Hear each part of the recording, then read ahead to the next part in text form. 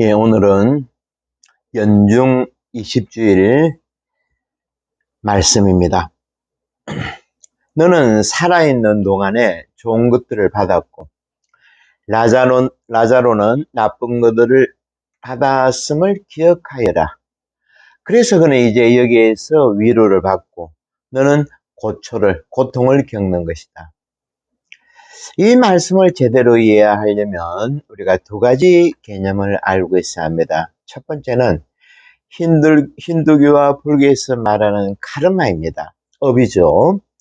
살아가면서 우리가 쌓는 좋은 일들과 나쁜 일들이 모두 원인이 되어 결국 나 자신에게 아니면 자녀에게 돌아온다는 종교 용어입니다.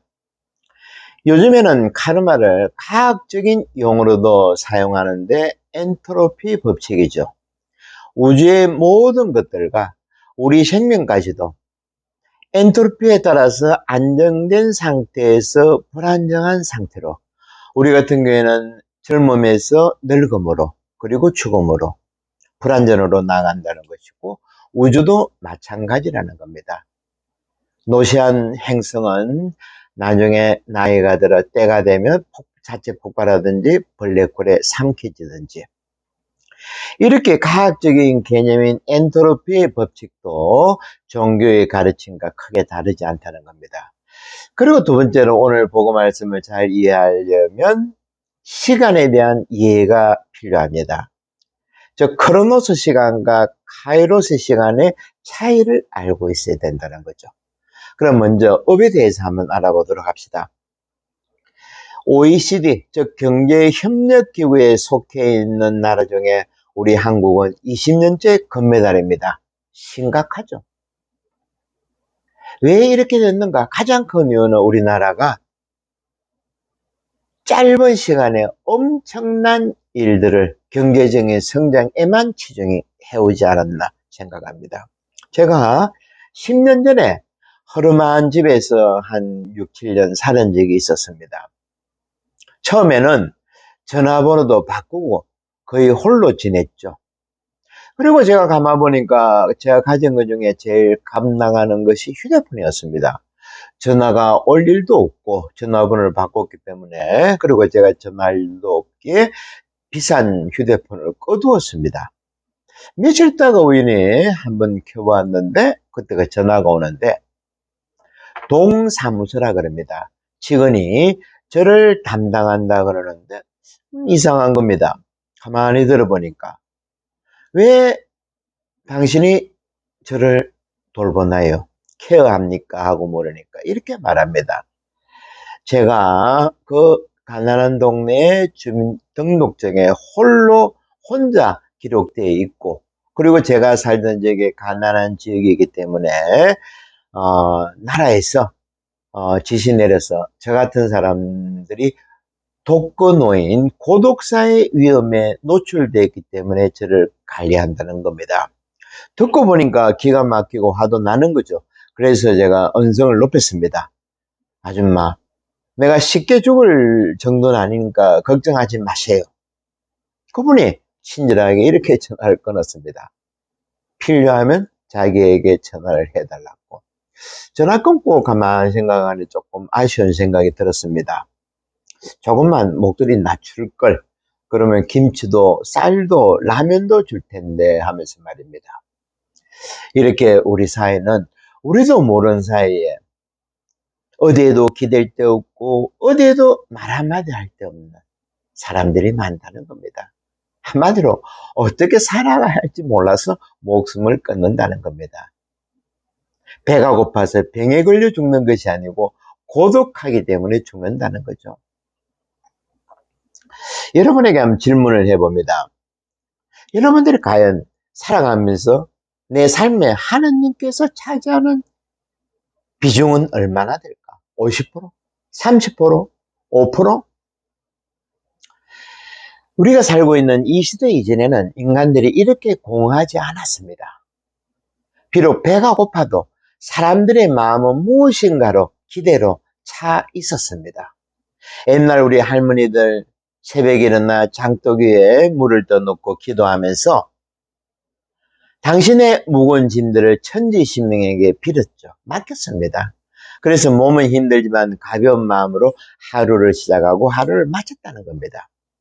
그리고 뭐 동양뿐만이 아니고 한국뿐만이 아니고 서양의 밀레의 만종을 머릿속에 그려보십시오. 부부가 하루 농사를 마치고 감자 농사인지 모르겠지만은 저 멀리 교회에서 들려오는 저녁 기도 소리죠. 삼정 기도 소리입니다. 여기에 쇠사랑을 쥐고 부부가 머리를 숙이고 하느님께 기도하는 모습들. 산업혁명 이전까지 우리 인류는 지금처럼 불안함과 걱정과 두려움이 많지 않았습니다. 그리고 우울증 같은 병들도 부자들에게만 찾아볼 수 있는 부자병들이었죠. 당뇨, 혈압, 심장병. 현대는 이렇게 무한 경쟁주의 시대로 들어왔습니다. 이것을 표현한 것이 오징어 게임이었죠. 저는 1편은 재밌게 보다가 2편을 보다가 그만뒀습니다. 답답하고 좀 마음이 안 좋은 겁니다. 계속 보는 것이 힘들었죠. 그리고 우리 현대인들을 대표하는 단어가 또 있는데 물질 만능주의입니다. 대표적인 인간들이 트럼프와 일론 머스크 같은 사람들이죠. 일론 머스크는 제가 알기로는 뭐 자식이 뭐 15명 몇 명인지 모르겠습니다. 하여튼 제가 전에도 얘기했지만 이네들은 뭐 150살까지 산다는데 하여튼 뭐 착각은 자기 스스로 하는 것이지만은 바로 이 부분이 오늘 복음하고 정면으로 배치된다는 거죠. 한마디로 이들은 시간이 두 가지로 나누어지는 것을 모릅니다. 시간은 크로노스 시간과 카이로스 시간으로 나눠져 있습니다. 크로노스 시간만 온통 바칠 때 어떤 일이 벌어지는가 하면 대표적인 것이 구약의 바벨탑 사건이죠. 당시에 메소포타미아에서는 엄청난 수확물이 나왔습니다. 잉여 농산물도 많고 돈이 많았다는 거죠. 그런데 이네들은 카이로스 시간, 즉 하느님의 시간, 은총의 시간을 모르고 크로노스 시간, 달력에만 나와 있는 시간, 우리 손목시계를 알 수 있는 그 시간에만 매달렸다는 겁니다. 트럼프나 일론 머스크처럼 오늘 복음은 이런 점을 우리에게 지적하고 있습니다. 좀 전에 말씀드린 크로노스 시간은 양적인 시간이죠. 측정 가능합니다. 그리고 한때 우리가 즐겨 사용했던 문구 같은데 시간은 돈이다. 이런 멍청한 소리가 어디 있습니까? 이런 모든 것들이 시간은 크로노스식, 즉 사고로만 했기 때문에. 이에 비해서 카이로스 시간은 한 번뿐입니다. 다시 반복될 수 없는 순간의 도래이고 출현이죠. 오늘 복음에서 부자가 자기 가족에게 이런 사실을 알려달라고 합니다. 아브라함은 그것을 거절하죠. 불가능한 일이라고. 지상에서 크로노스 시간에만 매달려 사는 사람이 카이로스 시간, 즉 하느님의 시간에 들어올 수 없다는 것입니다. 특히 구약의 코엘레스, 옛날 우리가 전도서라 불렀죠. 하늘 아래 모든 것에는 시기가 있고 모든 일에는 때가 있다라고 합니다. 태어날 때가 있고 죽을 때가 있으며 심을 때가 있고 심긴 것을 뽑을 때가 있다고 말하고 있죠. 예수님도 마찬가지죠. 때가 왔다. 하늘나라가 가까웠다. 예수님은 우리에게 크로노스 시간에서 카이로스 시간으로, 하느님의 시간으로, 은총의 시간으로 넘어가야 한다. 이 점을 분명히 밝히셨습니다. 하여튼 자세한 거는 제가 대림 시간 때, 대림질 때, 대림이 바로 시간을 우리가 깊이 생각하는 시간이죠. 이때 카이로스와 크로노스는 자세하게 말씀드리겠습니다. 그리고 또 창세기 28장에도 카이로스적 표현이 있습니다. 야곱이 꿈에 하늘에 닿는 천개가 있고 그 천개를 하느님의 천사들이 오르락 내리락 하는 것을 보고 있었는데 주님께서 그의 옆에 나타나셔서 나는 너희 할아버지 아브라함의 하느님이고 너희 아버지 이삭의 하느님이다 라고 하시죠. 바로 이겁니다. 하느님에게는 과거도 미래도 없다는 겁니다. 오직 지금 이 순간. 이제 조금 감이 오시죠? 케일 케구라고 있습니다. 덴마크 철학자, 신학자입니다.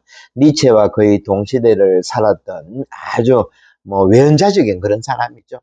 이 사람이 아브라함의 모리아 사건을 두고 이렇게 말했습니다. 공포와 전율이라는 책에서 외아들 이삭을 모리아 산으로 희생제사로 데리고 가는 사흘간은 정말 끔찍한 시간이었을 것이다. 아브라함은 우주적 고립 속에서 끔찍한 책임감을 지고 혼자 걸어가야 했다. 아내에게도 아들에게도 친구에게도 도움을 구할 자는 없었다. 아니 말해봤자 소용이 없기 때문에. 아브라함은 사흘 밤낮을 침묵했던 것이다. 밤하늘의 별들만이 그의 마음을 위로하고 힘을 주었을 것이다. 하지만 그가 행하려는 행위는 윤리적으로 사회적으로 보더라도 도저히 해서는 안 될 일이었다. 아브라함이 외아들 이삭에게 목에 칼을 댄 그 순간은 한마디로 자기가 평생 쌓아놓은 바벨탑을 스스로 무너뜨리는 일이었다는 겁니다. 인간의 집착으로 쌓아놓은 돈과 권력과 자녀들의 성공, 이것을 자기 손으로 파괴한 것이나 아들 이삭에게 목에 칼을 댄 것 같은 행위라는 겁니다. 하지만 그 순간이야말로 인간이 하느님에게 진정으로 무릎을 꿇었던 사건이었다는 거죠. 아담과 하와 이후 최초의 인간이 하느님에게 무릎 꿇은 사건. 이것이 바로 모리아 사건이었다는 겁니다. 이 아브라함이 오늘 복음의 주인공으로 등장하죠. 사실은 아브라함은 이삭, 아들의 목에 칼을 댄 순간 크로노스에서 카이로스 시간으로 완전히 넘어갔다는 겁니다. 여기에 대해서 부자가 내 가족에게 이 사실을 알려주면 되지 않겠나 하지만 아브라함은 거절하죠. 불가능하다. 크로노스 시간만 산 사람이 어떻게 카이로스 시간으로 넘어갈 수 있느냐. 이런 점을 아브라함이 지적했다는 것입니다.